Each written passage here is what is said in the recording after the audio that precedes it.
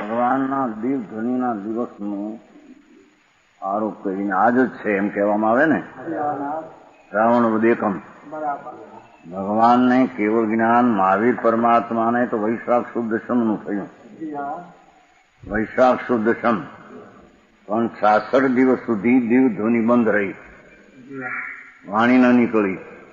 કથનમાં એમ આવે વ્યવહાર કહેવામાં કે ગણધરની યુગ ભાઈ નહોતી એમ નિમિત્તથી કથન છે, બાકી વાણીનો યુગ જ સુધી નીકળવાનો નહોતો.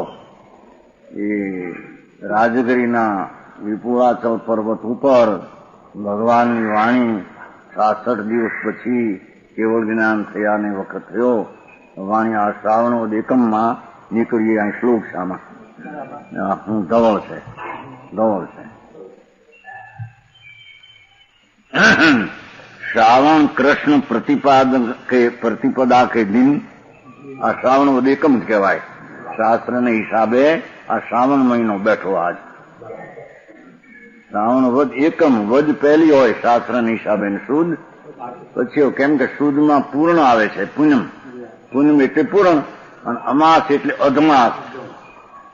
અધમાસ, અમાસ એટલે અધમાસ, પૂર્ણમાં એટલે પૂનમ. એટલે પહેલેથી શરૂ થઈ અમાસથી આ પૂનમકાલ પૂરો મહિનો થઈ ગયો. સાર પૂનમે પૂરો, આજ વદે એકમ શરૂ થાય છે. શ્રાવણ કૃષ્ણ प्रतिमा, कृष्ण એટલે ઊંડા दिन रुद्र मुहूर्त में, मुहूर्त नो कहा है शास्त्र प्रमाण. सूर्य का शुभ उदय होने पर अभिजीत नक्षत्र के प्रथम युग में जब युग की आदि हुई, युग की शुरुआत थी, तभी तीर्थ की उत्पत्ति समझना चाहिए. ભગવાનની વાણી નીકળી એ વખતે ગંધરની હાજરી હતી. ગૌતમ સ્વામી એમણે સાંભળ્યું અને એકદમ 4 જ્ઞાનને 14 પૂર્વ પ્રગટ થયું. એ પણ આજનો દિવસ છે.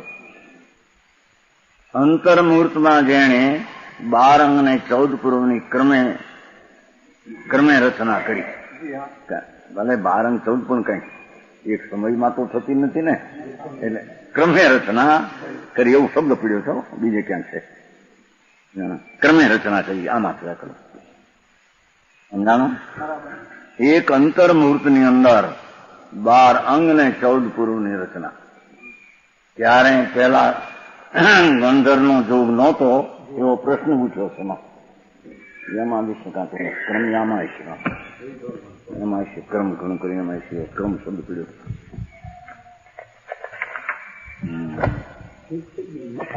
ક્યાં પ્રશ્ન છે જોવો. 73 શબ્દોની શૈલી હોય, કથનની પદ્ધતિ એમ આવે. શું કહીએ?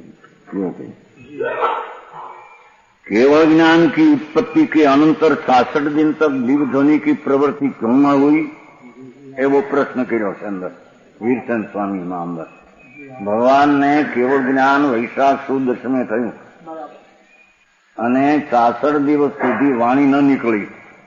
ત્યારે પ્રશ્ન થયો કેવળ જ્ઞાનની उत्पत्ति के अनंतर 66 दिन तक दिव्य क्यों निकली, कि गणधर न होने से उतने दिन तक दिव्य ध्वनि की प्रवृत्ति नहीं हुई. निमित्त थी कथन है, वाणी नो युग नो तो હવે કહે છે જુઓ અહીંથી કહે છે. तो धर्म इंद्र ने केवल ज्ञान के प्राप्त होने के समय गंधर्व को क्यों नहीं उपस्थित किया? प्रश्न विद्वान स्वामी प्रश्न लगाया है अंदर पाठ में. न कहा है ने સોમિંદેણમ તખણી ચેવ ગણિંદો કિન જોઈ દો કે કેમ ન લાવ્યા. જો ભગવાનની વાણી 66 દિવસે નીકળી અને ગંધર આવ્યા ત્યારે નીકળી, તો પછી ગંધરને એ વખતે કેમ ન લાવ્યા? પહેલા કેમ ગંધરને ન લાવ્યા ઇન્દ્ર? એવો પ્રશ્ન થયો. ત્યારે કે સમાધાન નહીં, એમ નથી. સાંભળ, क्योंकि काल लब्धि के बिना सोधर्म इंद्र गंधर्व को उपस्थित करने में असमर्थ था. काल लब्धि विना असहज देविंद तद ढोयणम असत्य अभावादो. એની કાળ એની યોગતાની પર્યાય પાકવાની હોય ત્યારે એને આવે, ત્યારે એ વાણીનું નિમિત્ત હોય. એની લબ્ધિ કાળ લબ્ધિ એની સમય સમયની ગણધરની પર્યાયને પણ જે સમયની પ્રાપ્તિ થવાની હોય છે એવો કાળ લબ્ધિ થાય ત્યારે એને વાણીનો જોગ. ત્યારે ઇન્દ્રને લાવવાનો વિચાર આવ્યો. શબ્દ છે જો સમજાણું કાંઈ? એવા ગંધર આવ્યા અને વાણી નીકળી. આની કાલલબ્ધિ પાકી છે. એ કાલલબ્ધિનો અર્થ એ કે અંદર એ સમયની યોગતા છે. સમયની પર્યાયમાં ભગવાનની વાણી અંતરના પુરુષાર્થમાં અંદર જયા છે. અંતર આનંદમાં પૂર્ણાનંદ ભગવાન આત્માના મહિમામાં અંતર ઉતર્યા. 4 જ્ઞાન ને 14 પૂર્વ ને 12 અંક જેને કર્મ શબ્દ પીડ્યો છે ત્યાં કહો.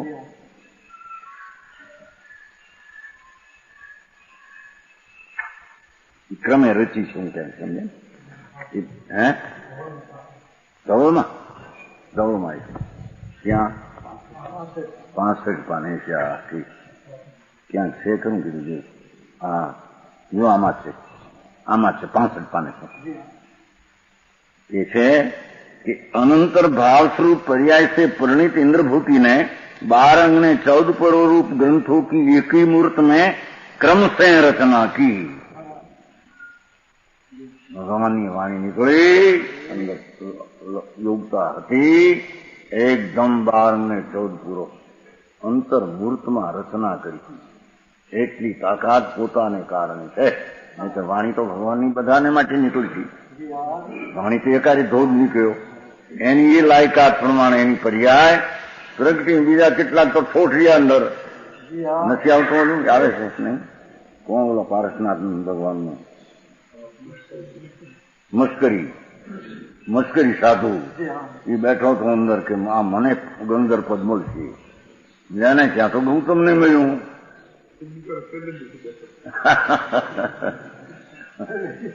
મને ગંધર પદ મળશે પહેલેથી જ બેઠો હતો એ.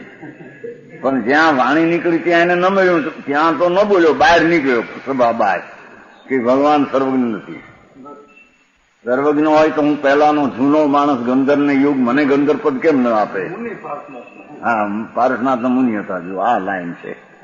એની લાયકાત નહોતી છતાં એને એમ કે સર્વજ્ઞ ભગવાન નહીં, સર્વજ્ઞ નથી, 3 કાળનું એને જ્ઞાન નથી. જ્ઞાન હોય તો મને યુગ કેમ પાત્ર ન ગણે? આમાંથી કોનું ગણવું? આમાં પોતાની લાયકાત છે. પહેલેથી લાખ વર્ષથી બેઠો શું છે? જેની સમયની પોતાની પાત્રતા છે એને એ પદ કઈ કોઈનું વાંચવું અપાય છે? એ યોગતા જ લઈને આવેલ સહજપણે લબ્ધિ છે ને. સૂક્ષ્મ લબ્ધિ આવે છે. સૂક્ષ્મ લબ્ધિના બોલો આવે છે. સૂક્ષ્મ લબ્ધિની યોગતા એની પોતાની છે. એ પરથી શું પ્રાપ્ત થાય છે? આચાર પદને જ્યાં બહારથી આપે એવું વસ્તુ નથી શાસ્ત્રમાં. એવો સૂક્ષ્મ આચાર પદવીનો લઈને જ એવો ઉગાડ લઈને આવ્યો હોય. એથી એને સૂક્ષ્મ ભાવમાં પદવીને ગણી છે બધાને. આચાર પદવી એવા નામ સૂક્ષ્મ છે ને ભાવ તત્વસૂત્રમાં. એ જાતની અંદર પાત્રતા લબ્ધની પ્રાપ્ત થઈને આવ્યા છે. યોગતા એને એ જાતની પ્રાપ્ત મળે છે. ભગવાનની વાણી પણ એ સમય નીકળવાની જ હતી. એના પુણ્યનો યોગ ગંધરનો અને વાણી અને બધાને સાંભળવાનો યોગ હતો તે વખતે ગંધરને અંતર્મૂર્તમાં પ્રવેશ થઈ. 4 જ્ઞાન છે. રચના પણ અંતર્મૂર્તમાં કરી. એ તો પોતાની તાકાત. એ દિવસ આજનો ગણવામાં આવ્યો. ભગવાનની ધ્વનિ નીકળી. ગંધર પદ આજ થયું. તીર્થ આજ છપાણું. કારણ કે તીર્થમાં મુખ્ય તો ગંધર છે. સમજાણું?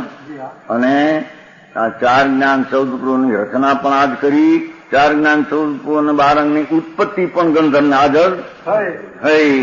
એવો આ દિવસ મોટો એને શાસનનો દિવસ ગણવામાં, દિવ ધ્વનિનો દિવસ ગણવામાં આવે.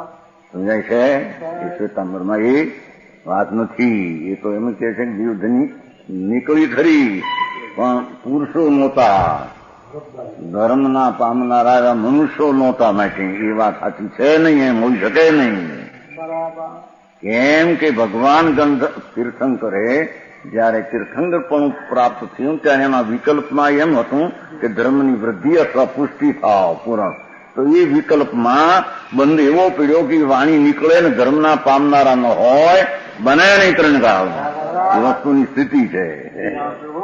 સમજાણું કાંઈ બધું કચડી મચડીને ફેરફાર કરીને વાણી નીકળે ને ધર્મ પામનારા ન હોય. પોતે જયારે બાંધ્યું હતું તીર્થંકર ત્યારે તો એવો વિકલ્પ હતો પૂર્ણાનંદની પ્રાપ્તિ કરો.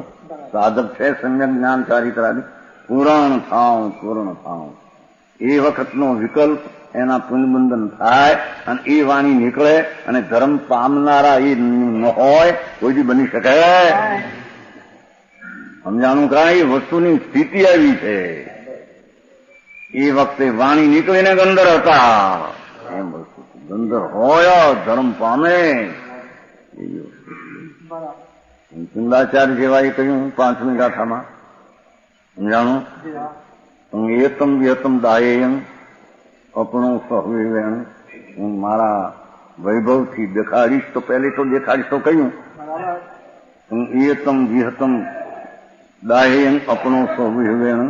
પછી બીજું પદ લીધું વળી જદી દાયેજ પ્રમાણમ એ બીજું પદ લીધું વળી પાછું દેખાડું છું તો પ્રમાણ કરજો નિમિત્તમાં ઉપાદાન થયો એવા નીકળશે જે સતની શ્રદ્ધા કરનારા. સામે નિમિત્ત સંબંધ સિદ્ધ કરી દીધો. સમજાણું કાંઈ પણ કરજો એટલે કરનારા નીકળશે એમ. સમજાણું કાંઈ જદી દાયેજ બસ એટલો પ્રમાણમ એ શબ્દ પરને નથી છે. પ્રમાણ કરજે. આવી વાણી આ સ્થિતિનો યોગ નીકળે છે તો અમે એવા યોગથી કોઈ ભલે થોડા એનો કઈ પ્રશ્ન પણ એ ધર્મને સમજનારા અનુભવથી પ્રમાણ કરનારા છે. પ્રમાણ કરજે જદી ચૂકેલી છલંગ નથી.